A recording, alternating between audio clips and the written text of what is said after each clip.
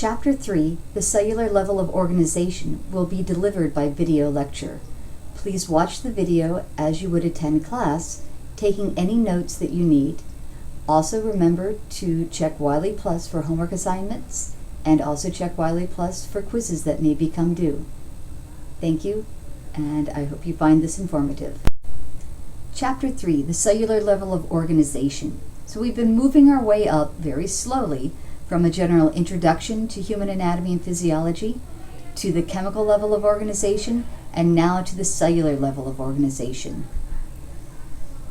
We're going to go through the parts of the cell, beginning with the plasma membrane, moving to the cytoplasm, and then discussing the nucleus. So first let's talk about the generalized cell. The generalized cell has these three main portions: the plasma membrane, which forms the cell's outer boundary. We already looked a little bit when we were in chemistry about some of the components of the plasma membrane, but we're going to be getting into it in a little more detail. So the plasma membrane separates the cell's internal environment from the outside environment. It essentially separates the intracellular fluid from the interstitial fluid. Remember, the body has three fluid compartments: the intracellular fluid, the interstitial fluid, and the blood plasma. The plasma membrane will control the movement of materials from the interstitial fluid to the intracellular fluid. It is a selective barrier. In fact, we often say that the cell membrane is selectively permeable.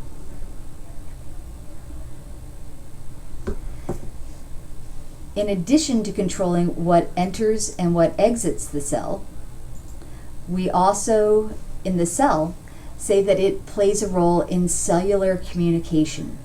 So the cell will allow, the cell membrane will allow one cell to speak to another. We'll look in a lot more detail about these structures of the plasma membrane that allows it to accomplish these various goals. Next, we have the cytoplasm. So the cytoplasm is all the material in the cell between that plasma membrane and the nucleus.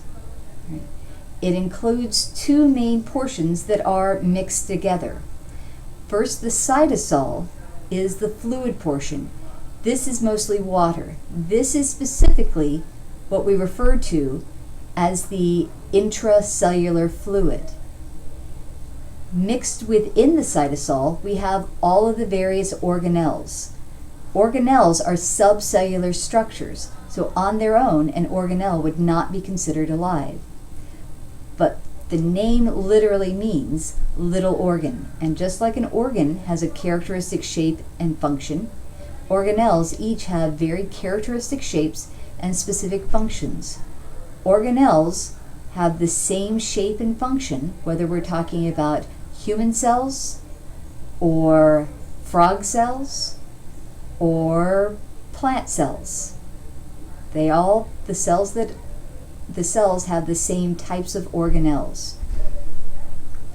And finally, we come to our next major area of the cell nucleus.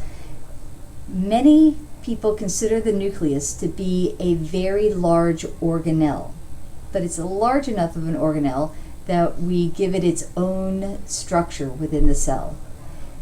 It contains your DNA. The DNA is your genetic material. DNA is organized into chromosomes. Now, there are a couple of different definitions of the term chromosome. One definition of chromosome that you see here is that it is a single molecule of DNA and associated proteins. Humans have 46 chromosomes.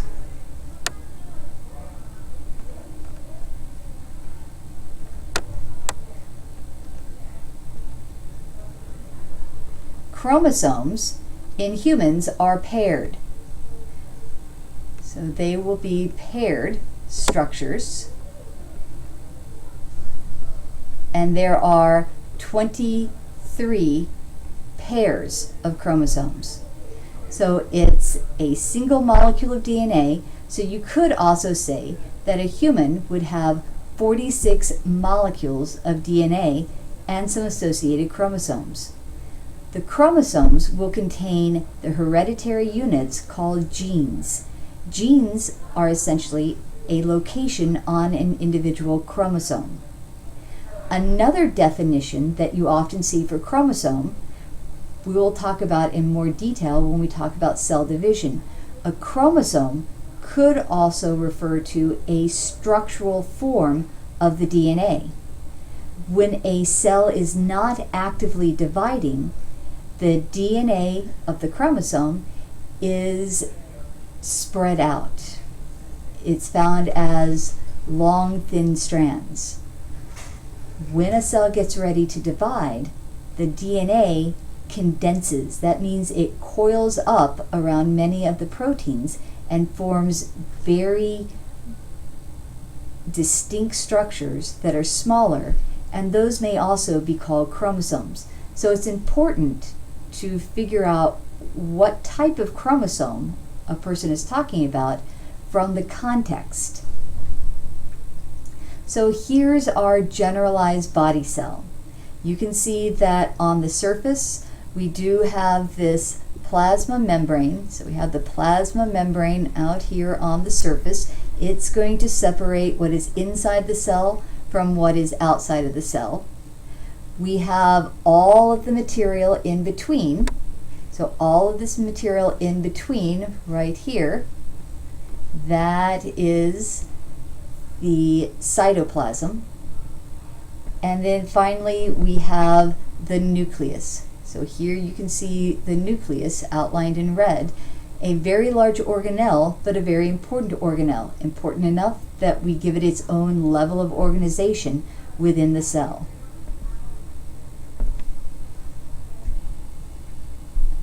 So let's go back to the plasma membrane and examine it in a little more detail. It is a flexible but sturdy barrier. When we talk about the plasma membrane, we often use the term fluid mosaic model of the cell membrane. This term refers to the fluid portion of the membrane, which would be the phospholipids, and a mosaic portion, literally looking like mosaic tiles, those would be the protein molecules. So we have an arrangement of protein molecules within a sea of lipids. The lipids are primarily going to be a barrier. Some molecules will be able to pass through the lipid layer, and the lipid generally will consist of two different forms. As you recall, we have the phospholipids, and we also have a very important molecule known as cholesterol. These are both going to be very important components of the lipid portion of the plasma membrane. Phospholipids and cholesterol, both are lipids, and lipids hate water. So any molecule that is very polar, such as an ion, cannot pass through this lipid barrier. Also, molecules that are too large, like starch or glycogen, which are both examples of polysaccharides. Although they are attracted to water, they have only slight charges, but they are just structurally too large to get through the phospholipid bilayer and the cholesterol. So the lipid portion is a barrier. Some molecules will be able to pass through. Examples of molecules that can easily pass through the phospholipid bilayer would include molecular oxygen, the oxygen that you breathe. Carbon dioxide can pass through the phospholipid bilayer, and also water, to a limited degree, can also pass directly through the phospholipid bilayer. The protein portion of the plasma membrane is how we say that the plasma membrane is selectively permeable. Proteins act as gatekeepers. They will form channels or carrier structures to allow certain molecules and certain ions to pass through. But just like a gate, sometimes the proteins could be open, sometimes they could be shut. So the cell can change whether it will allow ions to pass through or whether it will stop them. So here we see the structure of the phospholipid bilayer, the cholesterol, and the proteins. So we can see our phospholipid bilayer, and remember, when we draw a phospholipid bilayer, we draw the phospholipid with the polar phosphate head and the fatty acid tails. Remember, the phospholipid is a bilayer, so we have our polar heads pointing to the interstitial fluid and another polar head pointing to the intracellular fluid. Also, within this lipid bilayer, we have the cholesterol molecules. So I'm going to point to an individual cholesterol molecule right there. Cholesterol.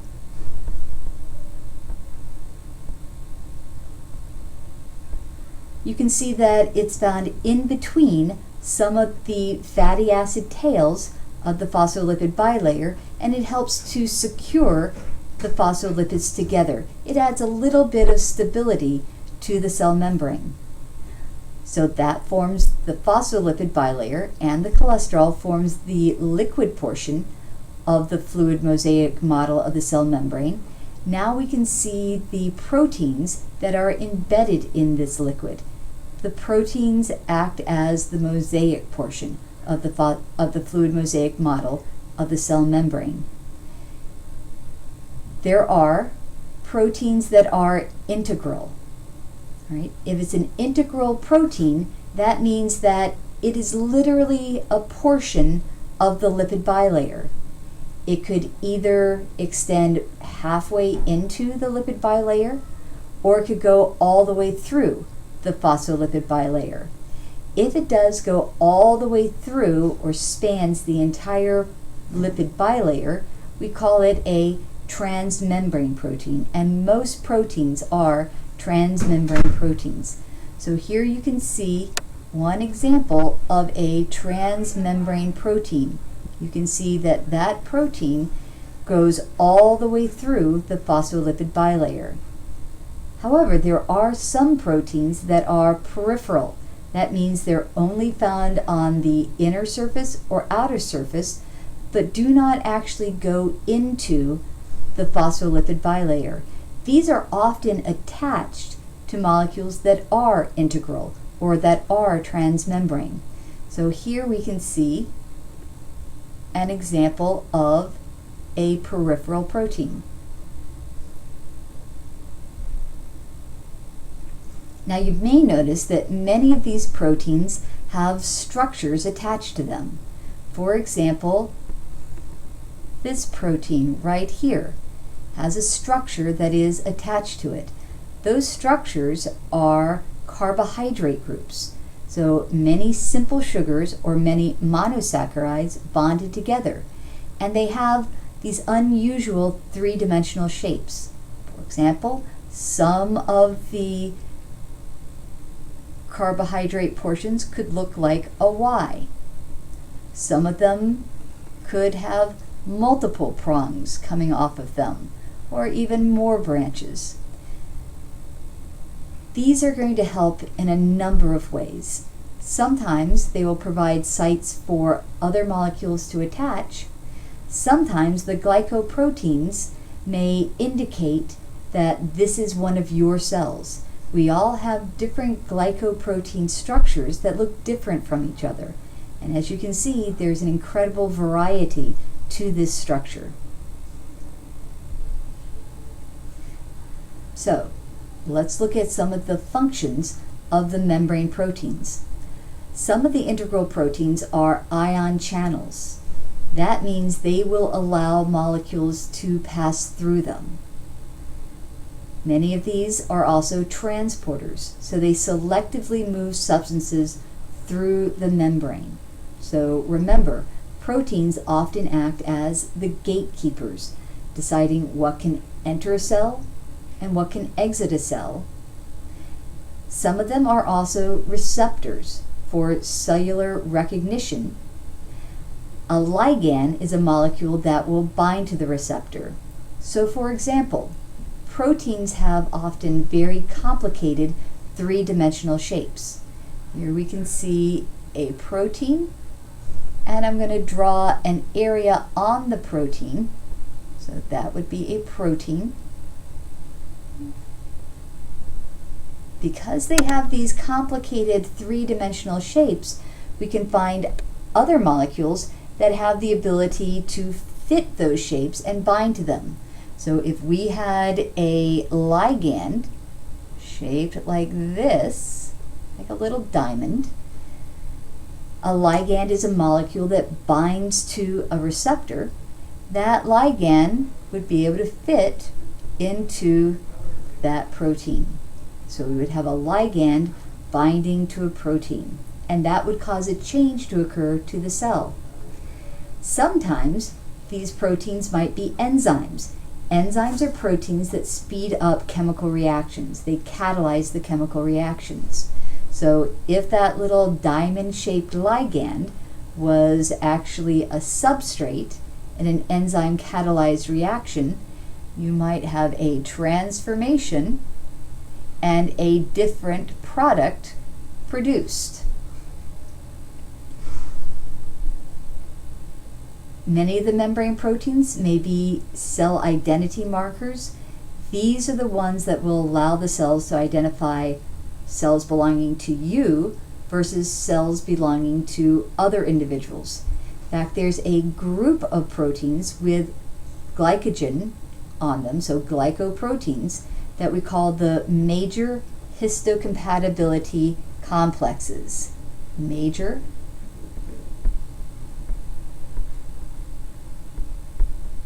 histocompatibility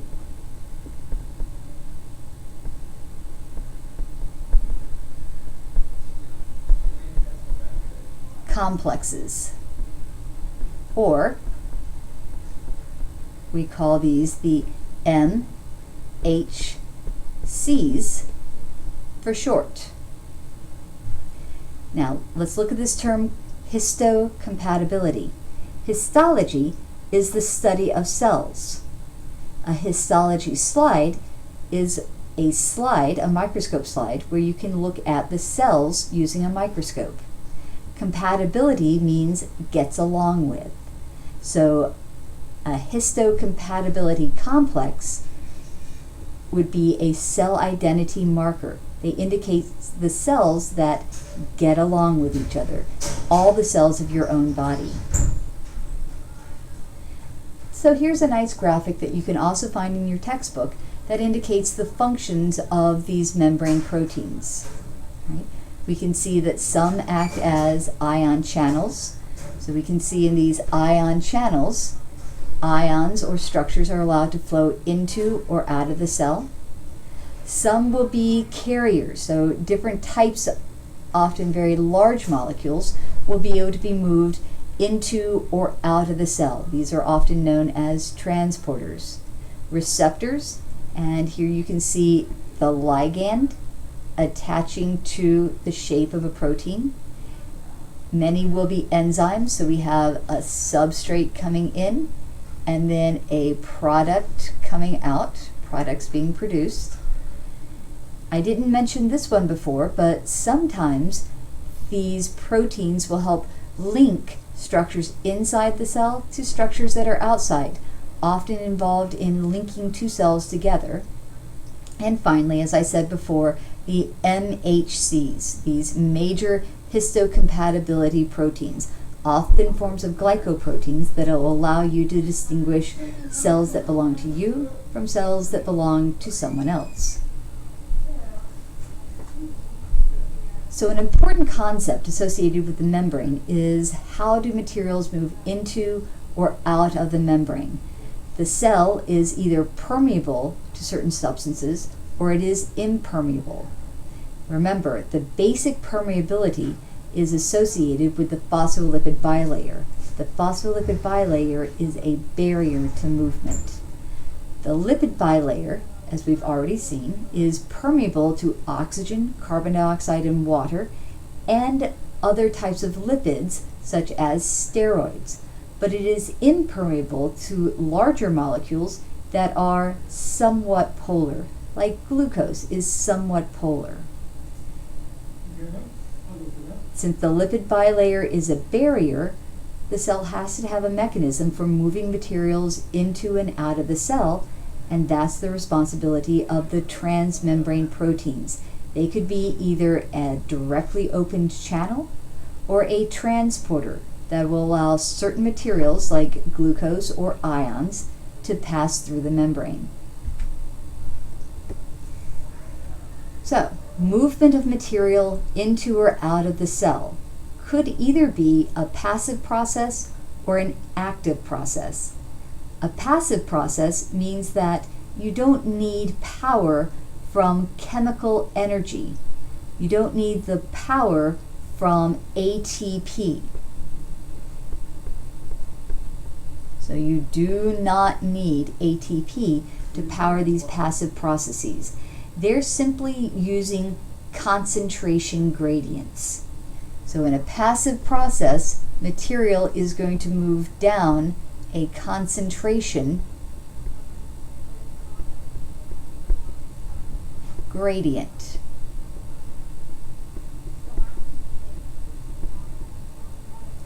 Active processes do require ATP.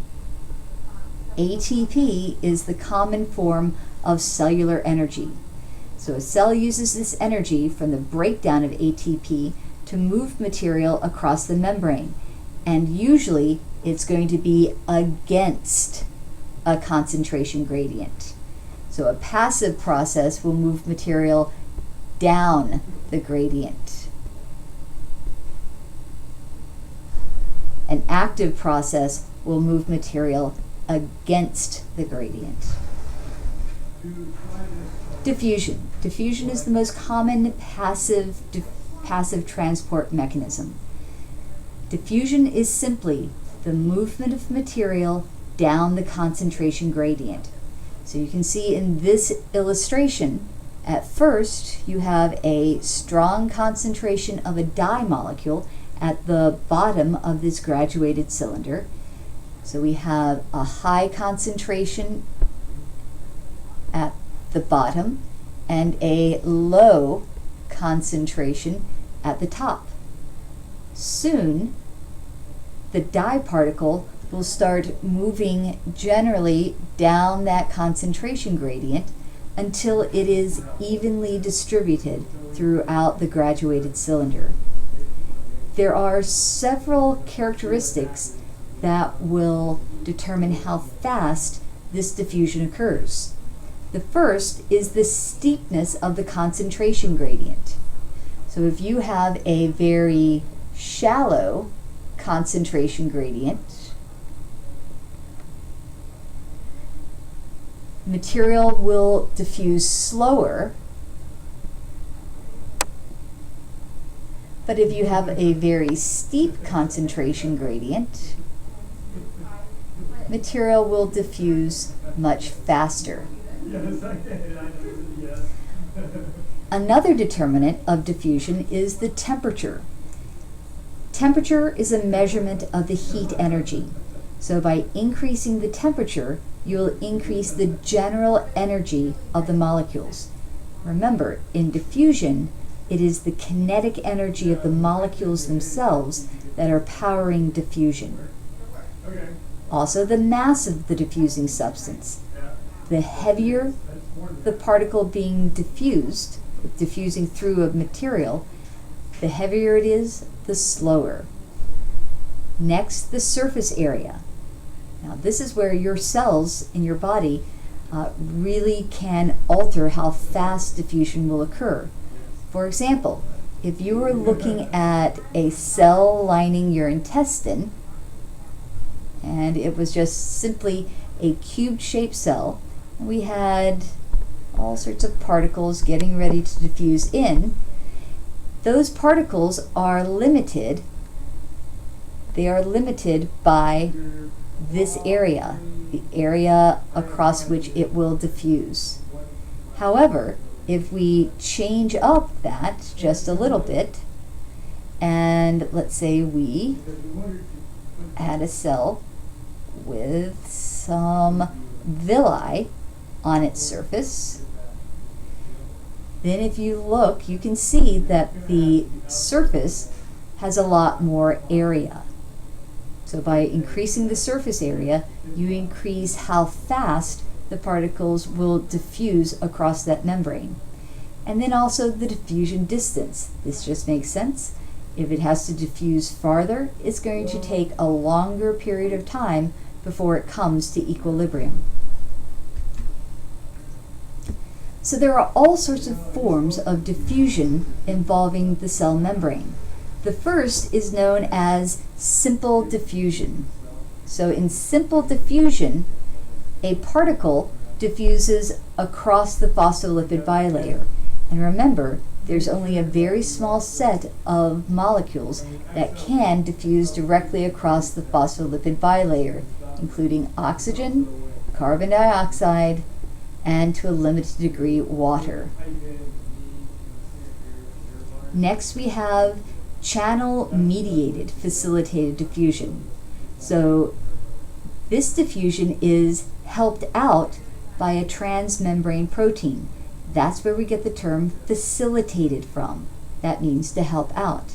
So you can see that in this facilitated diffusion, we have a channel, and items such as ions, for example, you might have sodium ions, cannot pass directly through the phospholipid bilayer, but if you have a channel that will allow positively charged ions, like cations, it will allow it to move through this channel.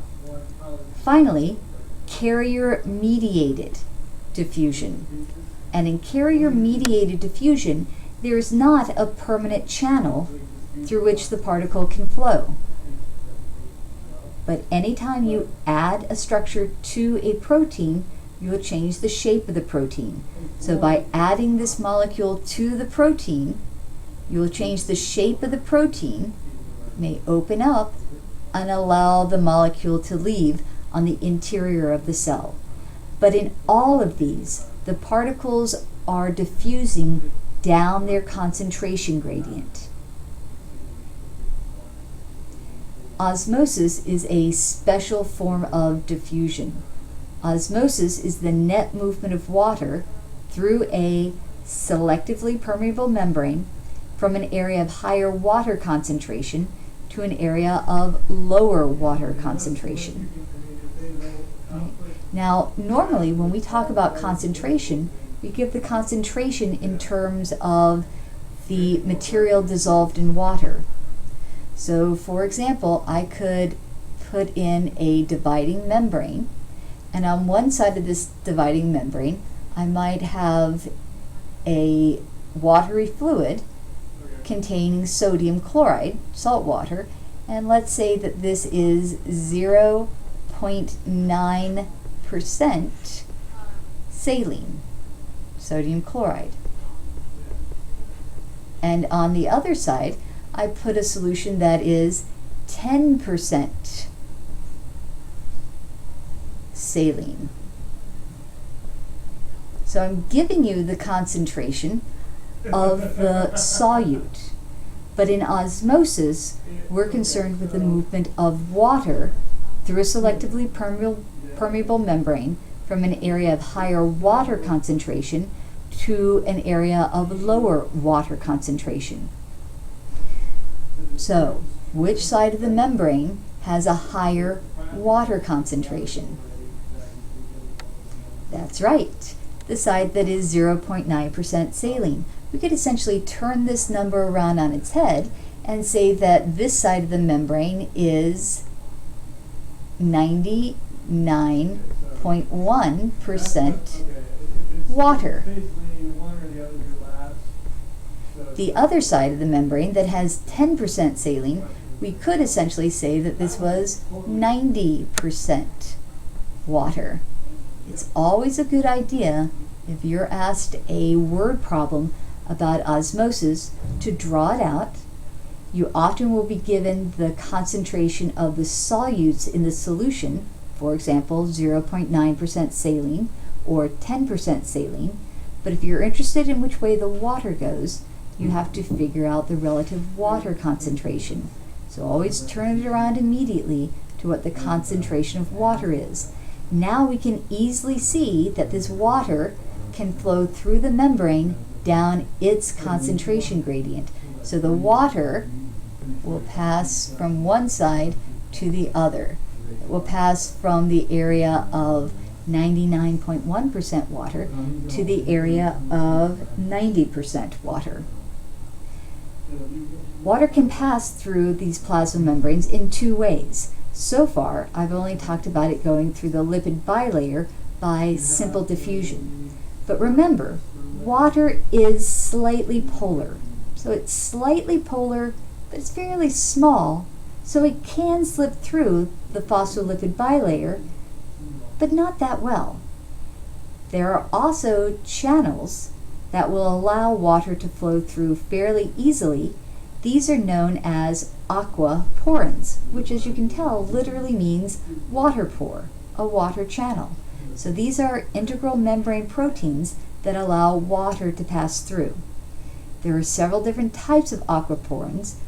When in A&P2 we talk about the urinary system, we're going to talk about a very important form of an aquaporin that allows you to produce either a very concentrated urine or a very dilute or watery urine. So osmosis is simply referring to the movement of water down its concentration gradient across a membrane. Well, the cell membrane is a membrane, so often we're interested in what happens to a cell when it's placed in solutions of different concentrations. This is known as the tonicity. Tonicity literally describes how a cell will behave. Now, let me give you a hint. Most cells on the face of the earth, including human cells, will have within it a relative concentration of 0.9% salinity. So often, salinity is used within osmosis problems. Right? Saline, a salinity, sodium chloride, when it is placed in water, will immediately dissociate into its two ions, the sodium ion and the chloride ion. These both have complete electrical charges. Sodium has a complete +1 electrical charge, and chloride has a complete -1 electrical charge. So these will not be able to pass through the phospholipid bilayer. There may be a few limited ion channels that will allow the sodium ion and the chloride ion to pass through, but there will be vastly more area for water to pass. So if you placed a cell, such as a red blood cell, in a different salinity of water, the primary movement is first going to be water. So if we place a red blood cell in an isotonic solution, and the term iso means the same, that means the concentration of the fluid outside of the cell is the same as the concentration of the fluid inside of the cell. Now, water will move into the cell, and water will move out of the cell, but it will move in and out at equal rates. Contrast that with what happens if you place that red blood cell in a hypotonic solution. In a hypotonic solution, that means the solution has less pull on water, so water will enter the cell. Now let's think about what's happening in terms of osmosis if you have a hypotonic solution. So if we have a cell, and remember, inside that cell is usually going to be 0.9% saline, and yet water begins to enter that cell, which side of the cell has the higher water concentration? Outside of the cell, the interstitial fluid,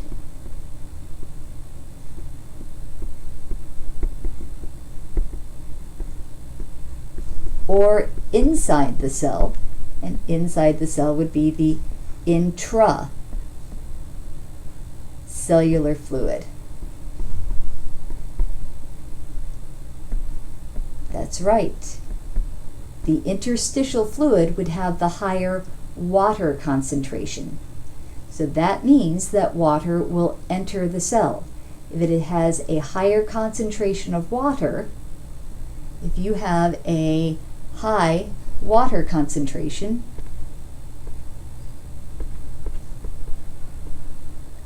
what does that mean in terms of the solutes?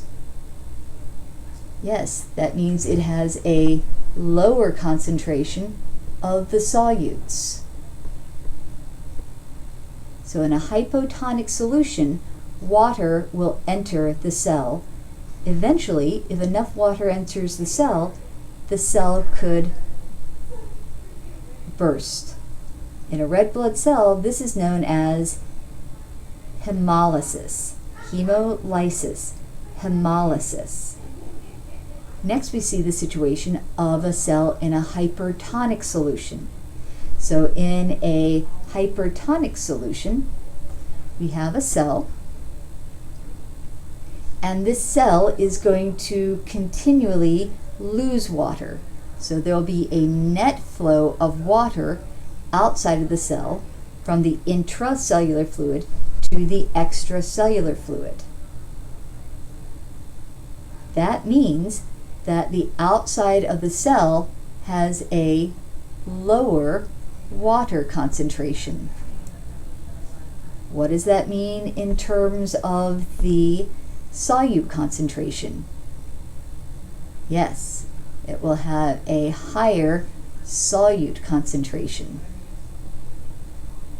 So water will move into the cell, water will move out of the cell, but the dominant direction will be out of the cell. And here you can see a red blood cell that is undergoing crenation. It is shriveling.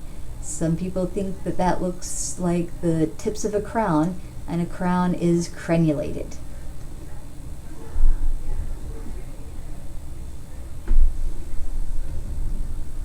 So far we've been talking about active transport. So far we've been talking about passive transport.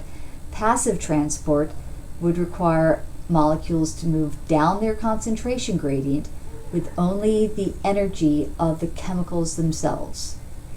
Active transport will use ATP energy and usually will move particles against a concentration gradient.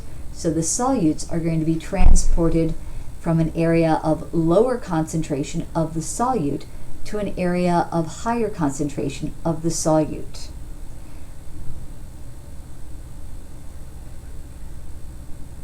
A great example of this active transport is the sodium-potassium pump. Sodium and potassium are found as ions. So we have the sodium ion, and you can see that across the cell membrane between the extracellular fluid, the interstitial fluid, and the cytosol, the intracellular fluid, there is a gradient of sodium. Sodium is found in a higher concentration outside of the cell. So this outside of the cell has a high concentration of sodium ions. Remember, square brackets means concentration of. So we have a high sodium concentration in the extracellular fluid, a lower sodium concentration in the intracellular fluid. Potassium is just the opposite. There is a high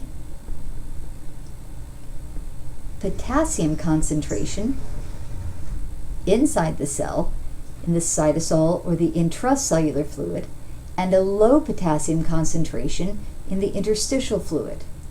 So the sodium-potassium pump will pump using ATP energy, both sodium and potassium, and will pump them both against their concentration gradient. So for example, let's start off at step number 1. We see that we have a transmembrane protein that will allow 3 sodium ions to bind to it. Then in step 2, we add a little bit of energy from ATP that changes the shape of the protein, and the 3 sodiums are expelled to the extracellular fluid. Next, we've created an area for the transmembrane protein to pick up a couple of potassium ions. So in step 3, we have attachment of the 2 potassium ions. Then we expel the last phosphate group from the original ATP, and the potassium is shuttled or moved into the cell against the concentration gradient. And one thing I want you to see is that this is 2 potassiums. So we've been moving positive charges out of the cell and positive charges into the cell. Have we been moving equal number of particles out of the cell and into the cell? No. We've been moving out more positive charges and moving less positive charges into the cell. So not only are we creating a higher concentration gradient by moving the solutes against their concentration gradient, we've also created an unequal area of electricity. The outside of the cell becomes positively charged compared to the inside, which is negatively charged. And they're separated by a barrier. They're separated by the phospholipid bilayer. This is a battery. If you look at a battery, there's a positive pole and a negative pole. It's a form of potential energy. You get work out of it, you transform that into kinetic energy when you somehow attach the 2 poles. When you put it in a device that requires a battery, you end up attaching the 2 poles. You get kinetic energy. Well, that's what we're doing right here with this sodium-potassium pump. We're creating a battery out of a cell. And later on, we will allow those charges to rush back down their concentration gradient, and we will essentially connect the 2 poles of the battery and get some work out of it. We're going to see this in a lot of detail when we get to the muscle chapter and also when we get to the neuron chapter, because this is the primary mechanism that will help power muscle cells and neurons. The sodium-potassium pump is a very important concept. We pump out 3 sodium, 3 positive charges, and only pump in 2 potassium, 2 positive charges. It's unequal in the transport of the charges. Another way material could move across the membrane is by transport in vesicles. Vesicles are small intracellular, inside the cell, membrane sacs.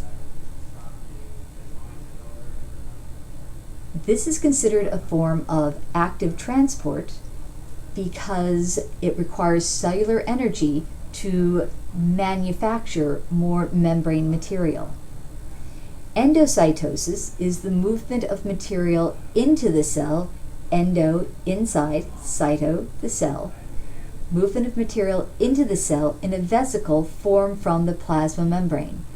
There are 3 primary types of endocytosis. The picture you see here is receptor-mediated endocytosis. And in receptor-mediated endocytosis, if we look at the cell membrane right here, you can see that there are receptors on the cell membrane that will bind a particle. When that particle binds to those receptors, it triggers the plasma membrane to circle around the particles and pull it into the cell. Later, the particles are broken apart by digestion with a lysosome containing lots of digestive enzymes, but the eventual goal is we've pulled particles into the cell using a receptor. So we call it receptor-mediated endocytosis.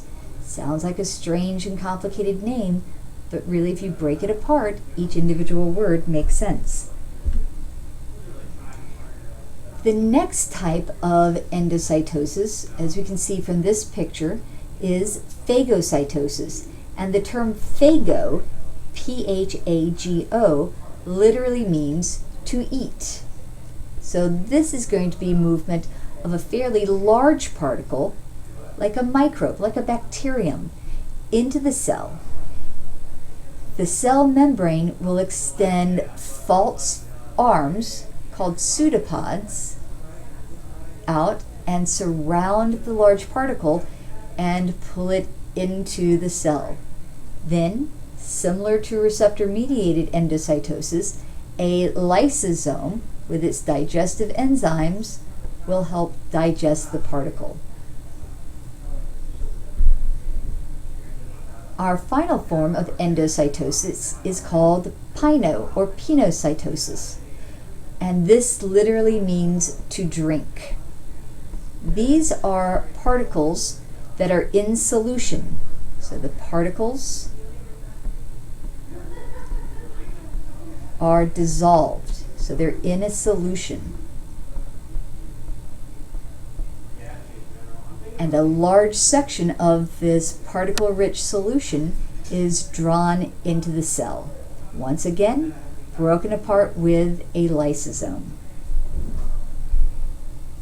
Then we have exocytosis. We're only going to mention just exocytosis. In exocytosis, we have a cell, and you have a particle found inside a vesicle, or maybe a few particles inside the vesicle, inside the cell, and we will move that particle to the cell membrane surface and fuse it with the cell membrane surface and release the particles outside of the cell. If we coupled together endocytosis and exocytosis, then we could end up moving material all the way through a cell by having endocytosis on one side of the cell and exocytosis on the other side of the cell.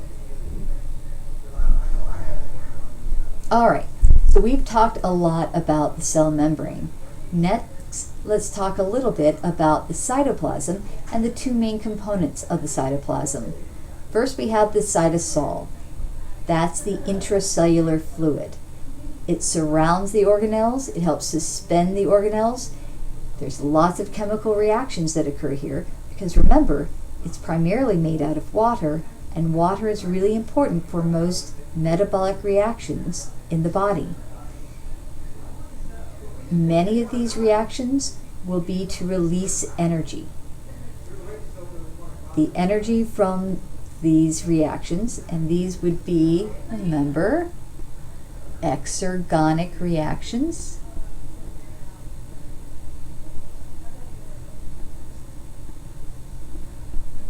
Will be coupled together to provide the energy needed for putting molecules together, for putting building blocks together, adding amino acids together to form proteins, and this would be a form of, what kind of reaction would this be?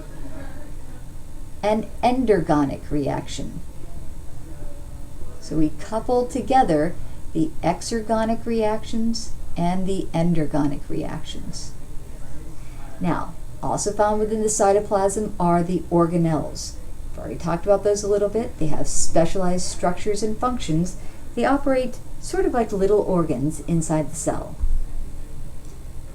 We're going to go through many of the cellular organelles. beginning with the ones that are not surrounded by a membrane. One of the most important forms of these organelles include the cytoskeleton. The cytoskeleton is a network of protein filaments that span throughout the cytosol. It provides a lot of structural support for the cell, also helps move material around within the cell. There are 3 different types of these protein filaments. Beginning up at the top, the first type are the microfilaments. Microfilaments are often associated directly with the cell membrane. They help reinforce the cell membrane and help form the shape of the membrane or the shape of the cell. Here we can see on a special type of microscope, an inflorescent microscope, where cells are dyed so that if they are hit with a beam of light, they fluoresce. You can see the microfilaments in bright red or orange around the exterior portion of the cell. The second type include the intermediate filaments. The intermediate filaments are found all throughout the central portion of the cell and help stabilize the interior structure. They make the cytosol a little more jelly-like than watery. Finally, we have the microtubules. Microtubules are most associated with motion, and they literally do look like a little tube. We'll see them when we talk about cell division. They're going to be responsible for moving chromosomes around inside the cell. They're also responsible for moving other structures around within the cell. Many organelles will attach to microtubules, and the microtubules will move them around. Something else that the microtubules help form are very specific organelles of movement within cells. These include cilia and flagella. Cilia are short hair-like projections along the surface of the cell that move fluid along a cell's surface. Here you can see cilia that line the trachea. This is a scanning electron micrograph. Scanning electron micrographs are pictures taken with electrons bounced off the surface of a structure where you can see a good 3-dimensional representation of the surface of a cell. Cilia are usually fairly short, and if we look at the movement of cilia over here, you can see that they move back and forth, sort of like oars on a rowboat. Next we have flagella, which are longer than cilia. They're responsible for moving the entire cell. The only example of a cell within humans that has a flagellum is the sperm cell. So here we can see the sperm with its very long flagellum. The movement of flagellum is a little more like a corkscrew. So if you look down in the lower right-hand corner, you can see the movement of the flagella, a little corkscrew propelling the cell forward. Continuing with our non-membrane bound organelles, again, organelles that don't have an internal membrane surrounding them, we have the ribosomes. Ribosomes are very important because that's where the proteins are manufactured. These ribosomes can be found free out in the cytoplasm of a cell, but often the ribosomes are going to be bound to a membrane. Please be sure to read in your book the section associated with construction of proteins on the ribosome. Now we're going to begin to look at organelles that are surrounded by membranes. The first of these is the endoplasmic reticulum. That's a very complicated term, but let's break it apart. Endo means inside. Plasmic is referring to the cytoplasm, so it's inside the cytoplasm, and it's a reticulum. A reticulum is a complicated network, a series of passages. And if you look at our endoplasmic reticulum right here, you can see that it is a complicated network of passages. We divide the endoplasmic reticulum into two forms. The rough endoplasmic reticulum, which is usually right up against the nucleus. The rough endoplasmic reticulum will have ribosomes studded on its surface. So here you can see all of these various ribosomes studded along the surface of the cell in the rough endoplasmic reticulum. Also, if you look down at the bottom, you can see some rough endoplasmic reticulum. This is with a picture taken with a transmission electron microscope. Transmission electron microscopes use a beam of electrons that are passed through a very thin section of tissue, and then you can analyze how easily the electrons pass through. It gives you very high magnification of a tissue section. So you can literally see the little dot-shaped ribosomes that are attached to the membrane, which appears as a line. Then we have the smooth endoplasmic reticulum. Smooth endoplasmic reticulum is located here. It's a little bit further away, but you'll notice there is often connections between the two. So it doesn't have ribosomes, so it's not going to manufacture proteins, but it will manufacture many of the lipids, including fatty acids and steroids, and many of those fatty acids will be important for detoxifying. Here, again, looking at our transmission electron micrograph, you can see that some of the endoplasmic reticulum does not have little dots or little ribosomes, so that would be the smooth endoplasmic reticulum. Next, we have our Golgi complex. So this is another membrane-bound organelle. Now, proteins, fatty acids, are synthesized by the endoplasmic reticulum. The proteins, for example, in this picture at step number 1, proteins from the rough endoplasmic reticulum could be transported to the Golgi complex by some transport vesicles. The Golgi complex will pull in that transport vesicle by endocytosis, and the protein will be modified by the Golgi complex. So the Golgi complex will modify the proteins, sort them as to where they should go, and package them. Some people refer to this as a distribution center, a repackaging and redistribution center for the cell. Proteins are transported then out of the other side of the Golgi complex by various types of vesicles. For example, if you're only transferring vesicles from one area of the cell to another, we call them transfer vesicles. If you are transporting them to another organelle entirely, like to a lysosome, as in 9, we call them transport vesicles.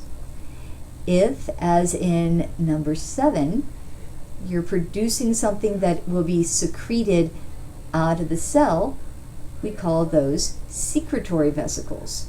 And sometimes you make proteins that need to become a part of the cell membrane itself. We call those, as in number 8, the membrane vesicles. And you can see how the membrane fuses with the cell membrane, the plasma membrane, and leaves the protein embedded. We now have a transmembrane protein embedded in the cell membrane.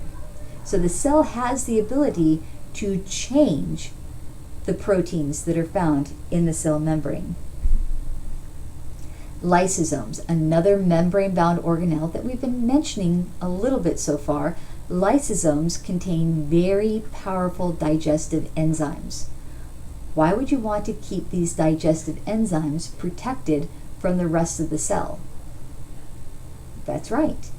If you just let the digestive enzymes loose inside the cell might digest itself and that wouldn't be good for cellular health.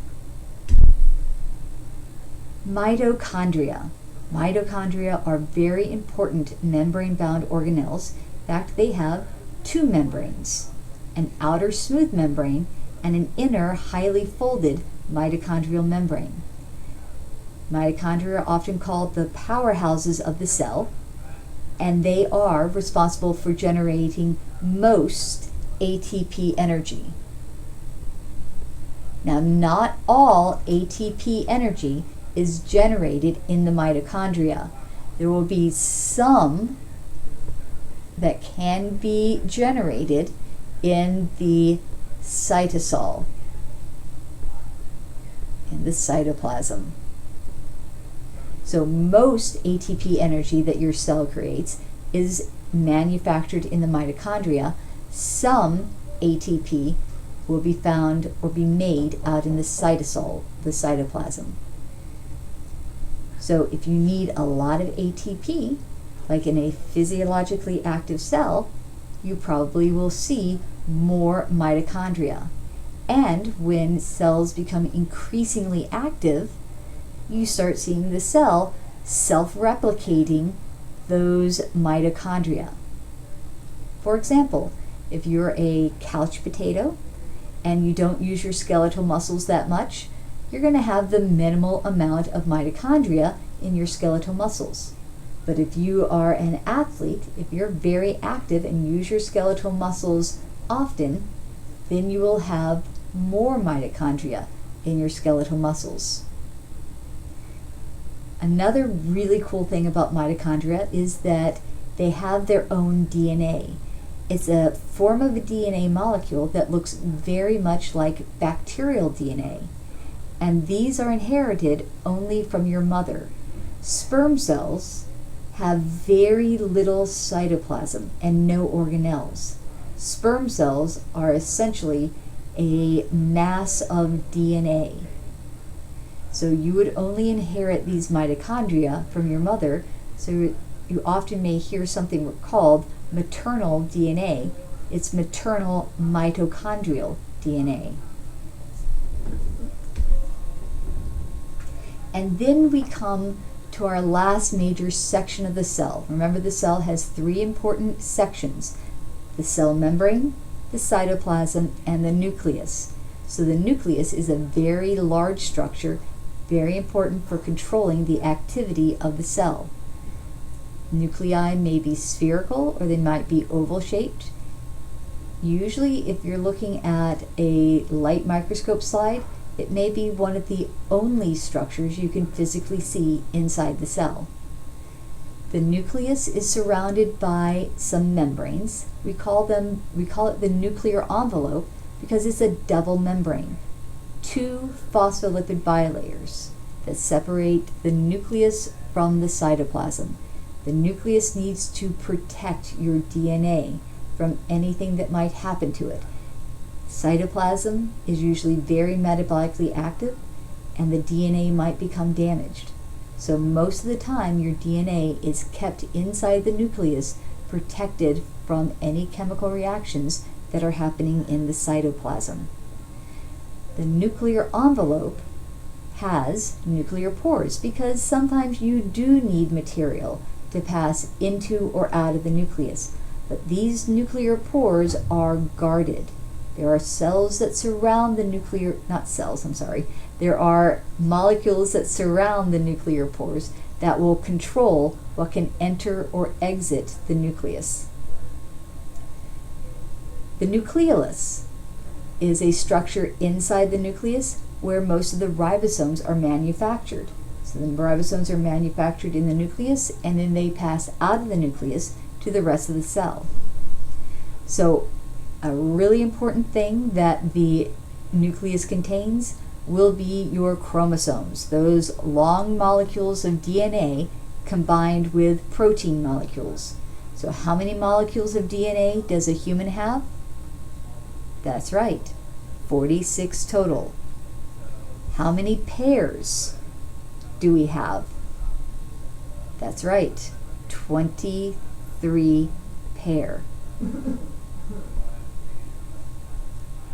On those chromosomes, you'll find the genes, the cell's hereditary units. So these are sections of the chromosomes that will code for a structure, and the structure that they will code for will be proteins. So genes actually code for proteins.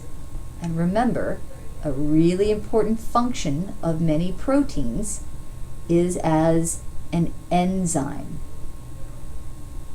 And enzymes control all chemical reactions that occur in the cell. All those chemical reactions will be sped up by enzymes. If you don't have the right enzyme, the chemical reaction does not occur.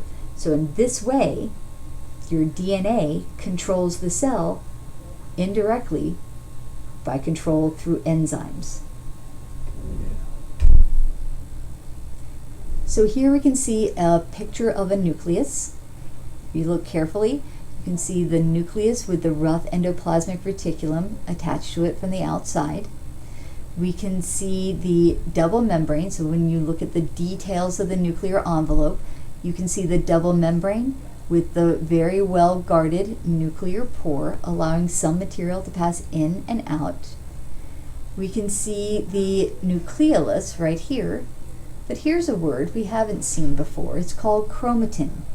Now remember, way at the beginning of our discussion of the cell, I said that sometimes when we use the word chromosome, we are simply referring to the molecule of DNA with its associated proteins, but sometimes when we use the word chromosome, we're talking about the highly coiled up, condensed shape of a DNA molecule that you only find during cell division. At times other than cell division, the form of the DNA is as long, thin strands, and we call that chromatin. So chromatin will be the long, thin strands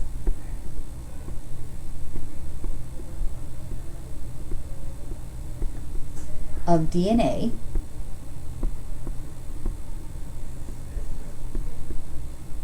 that will be found when the cell is not replicating, when the cell is not dividing, when it's not going through mitosis. So here we can see how the DNA can be packaged into a chromosome of a dividing cell. So based on that phrase, is this chromosome talking about simply the molecule of DNA or the specific structural form of DNA that you see when the cell is dividing? That's right. It's talking about the structural form of DNA that you see when the cell is actually dividing. The chromatin is a relatively loosely packed version of the DNA that you see when the cell is not dividing. So you can see that the DNA wraps itself around proteins and then coils and coils again until we have a chromosome. Now this chromosome is interesting. So this chromosome that we see here is interesting in that it is actually made up of two identical DNA molecules attached together at an area we call the centromere. Right? During the process of the cell cycle, the DNA at one point will make an exact copy of itself. That's called replication. So in the process of replication,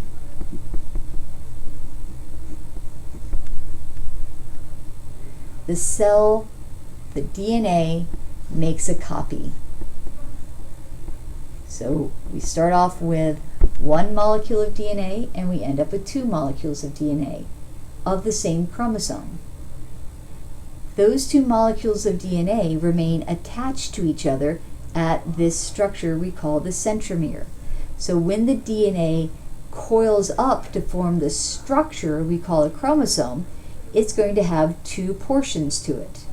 Each of those portions is called a chromatid.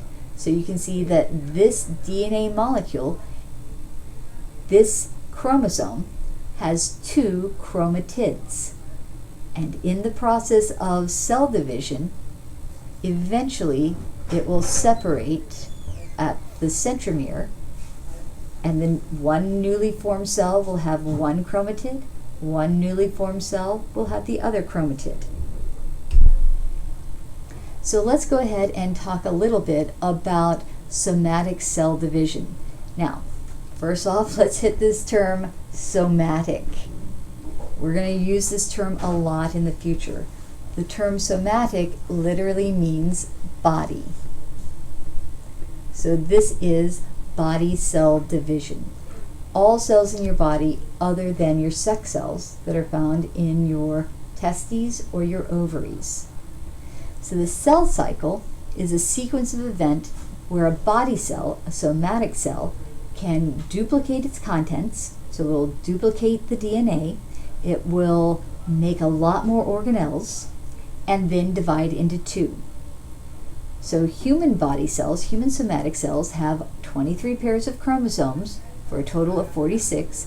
Now from that phrase, I'm really simply meaning the DNA molecules. So a human somatic cell contains 46 total DNA molecules and their associated proteins.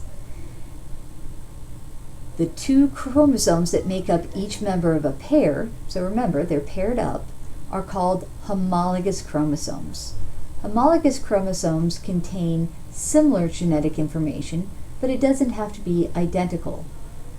For example, my father has brown eyes and my mother has blue eyes. So I may have gotten one bit of genetic information from my mom that says blue eyes, and that's contained on one chromosome. My father may have given me another piece of genetic information on another chromosome that says brown eyes. Now both of them have genes that are all about eye color, but they don't have to be exactly the same. So we call those two chromosomes that are paired up homologous chromosomes. So somatic cells contain two sets of chromosomes, so we call them diploid cells. Diploid cells.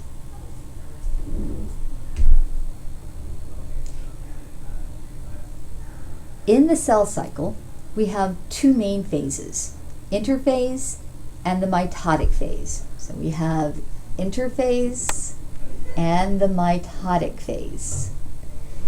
During interphase, the cell is, well, it's going to do its normal day-to-day operations, but it's also going to replicate its DNA. So there are three main phases to interphase, and this literally means the phase in between cell division. There's G1, S, and G2. During G1 phase, the cell is going to grow. It's just divided, so it's going to grow a little bit. It will make decisions about whether it should continue with the cell cycle and go ahead and replicate the DNA, or whether it should exit from the cell cycle and become a non-dividing cell. If it does decide to exit from the cell cycle at this point, we call that G0 phase. Then the cell goes into S phase of interphase, and that literally stands for synthesis, making the DNA. So we replicate the DNA, we make an exact copy of the DNA. So after that point, each chromosome has two DNA molecules. Then we go into G2 phase, where the cell will essentially get ready for cell division, but will continue to grow. It'll manufacture some extra organelles and get ready for cell division. And then we enter into the mitotic phase. The mitotic phase has two major events: mitosis itself, which is dividing the nucleus, and dividing the cytoplasm of the cell. We call that cytokinesis. So by the end of the mitotic phase, we have finished both mitosis and cytokinesis, and we have two small new cells that then go directly into G1 of interphase. So the DNA is going to make an exact copy of itself. And if you've read about DNA in the book, or if we've talked about it in class already, you can see that the DNA is a double-stranded molecule. On each of the strands, we can see various nitrogen-containing bases. So these over here are nitrogen bases.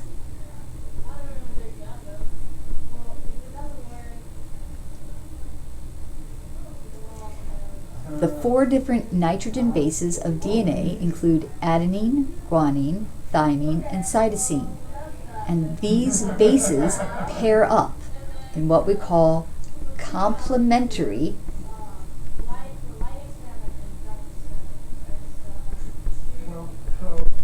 base pairing. Adenines will always match up with thymines, and guanines will always base pair or match up with cytosines. So during DNA replication, the 2 strands of DNA separate and the complementary base pairs are added in, therefore creating 2 new double-stranded DNA molecules, each of which are made out of one of the old strands and one of the new strands.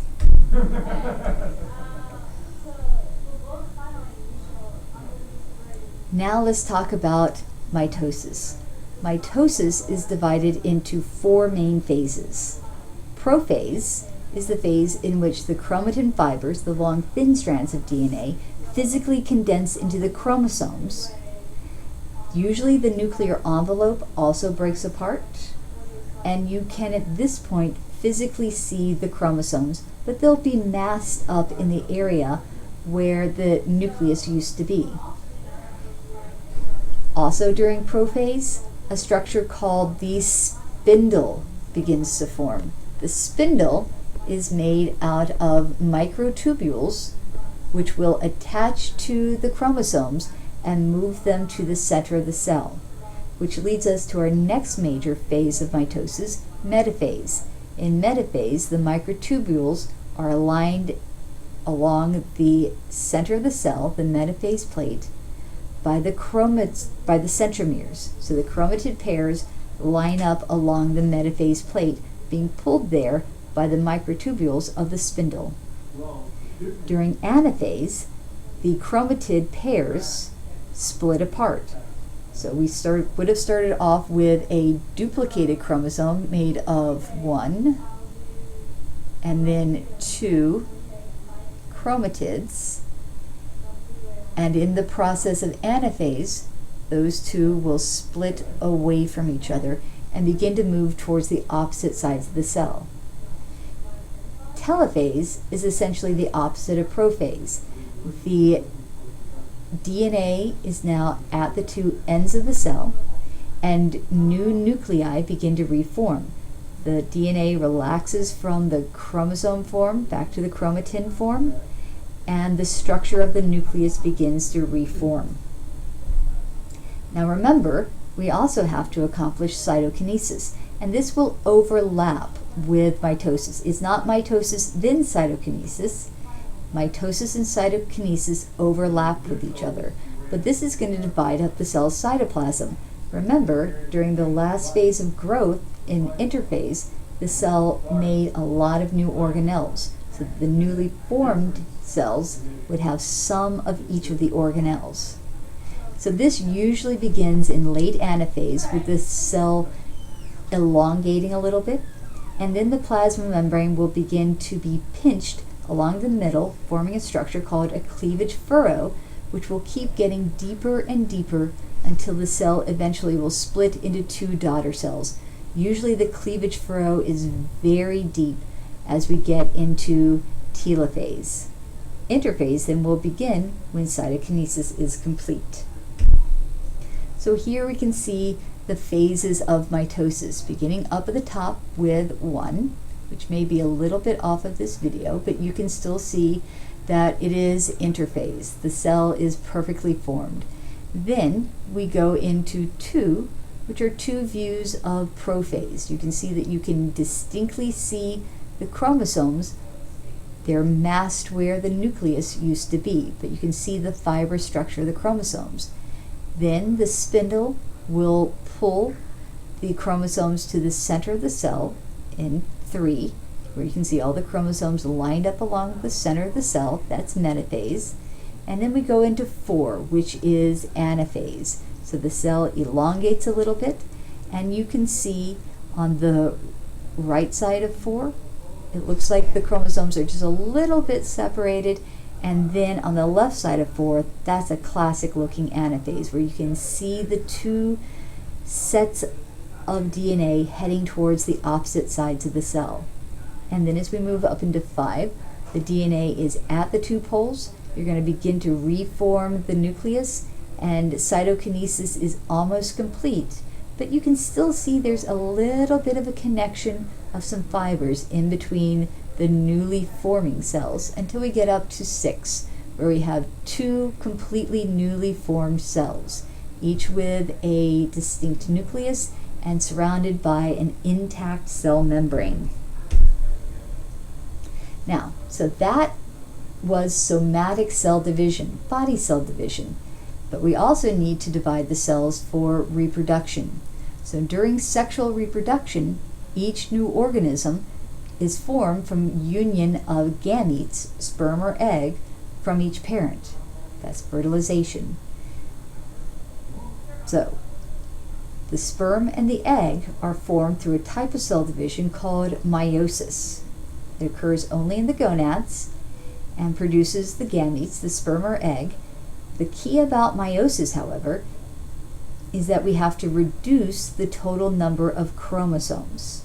If we didn't, then you would have a sperm from the father containing 46 chromosomes combining with an egg from the mother containing 46 chromosomes, and the offspring would have 92 chromosomes, and that's way too many. So in the process of meiosis, we've got to reduce that 46 down to 23, exactly half in the male, and 23, exactly half, coming from the female, and that's going to give us a resulting final cell that has 46 total chromosomes. We call that halving of the number of chromosomes formation of a haploid cell. So those would be gametes that contain a single set, and for humans, that would be a single set of 23 chromosomes. Fertilization, union of sperm and egg, will restore the diploid number of chromosomes, 46, 2 times 23. Reproductive cell division looks a lot like mitosis. However, it occurs in 2 stages. Now, prior to meiosis, the cell is going to go through interphase. And remember, in interphase, the DNA makes an exact copy of itself. So, each of these phases of meiosis has 4 phases: prophase, metaphase, anaphase, and telophase. So if it's occurring during meiosis 1, we call it prophase 1, metaphase 1, anaphase 1, and telophase 1. If it's occurring during meiosis 2, we would call them prophase 1. If it's occurring during meiosis 2, we'd call it prophase 2, metaphase 2, anaphase 2, and telophase 2. So just a brief summary of reproductive cell division. We begin meiosis 1, we have a diploid cell, but remember, the cell has gone through interphase, so each chromosome is made out of 2 DNA molecules. We end up, after meiosis 1, with 2 cells having the haploid number of chromosomes. So in the process of meiosis 1, we separate the homologous pairs of chromosomes. In meiosis 2, we start off with those 2 haploid cells, but remember, each of those chromosomes still has 2 DNA molecules. So in meiosis 2, we separate the chromatids. Meiosis 2 actually looks nearly identical to mitosis. The net result will be 4 haploid gametes that are all genetically different. It's a reshuffling of the chromosomes from each parent, genetically different from the original diploid starting cell. So here's a brief overview of meiosis and then cytokinesis associated with meiosis. So we start off with duplicated chromosomes. In prophase 1, those duplicated chromosomes, each of them having 2 chromatids, pair up in their homologous pairs. In the process of meiosis 1, the homologous pairs will separate. So the homologous pairs line up in metaphase 1. The homologous pairs separate in anaphase 1, and we begin to reform the nuclei in telophase 1, and we divide the cells. Then we begin with meiosis 2. So we have our 2 cells beginning meiosis 2. In prophase 1, the chromosomes recondense, so you get those distinct structures we call chromosomes. Each individual chromosome lines up along the center in metaphase 2. In anaphase 2, the sister chromatids separate from each other, and in telophase 2, we reform our nuclei, each of which are now haploid. So we went to the haploid number at the end of meiosis 1. So we have 4 haploid cells. So here you can see a side-by-side comparison of mitosis and meiosis. The only difference is in meiosis 1. Meiosis 1 separates the homologous pairs. Meiosis 2, along with mitosis, separates the sister chromatids. So, we've been talking a lot about cells, and there are a lot of different types of cells. The average adult has nearly 100 trillion cells and about 200 different types. So you have muscle cells and nerve cells and blood cells, epithelial cells and connective tissue cells. There's a lot of different shapes and sizes of cells, but we all start off as a single-celled organism. So that single-celled organism will undergo cell division and differentiation, which literally means that the cells become different. The diversity of cells that we have allow us to form very complicated tissues, each with specific structures, and have various combinations of those tissues into organs, which allow our body to operate very efficiently. And this concludes our discussion of cell biology. Please watch this video again at your leisure, take additional notes, be sure and read the book and compare the notes from the book and the online lecture. Look to Wiley Plus for any available homework assignments, and do any quizzes as they become due. Thank you very much.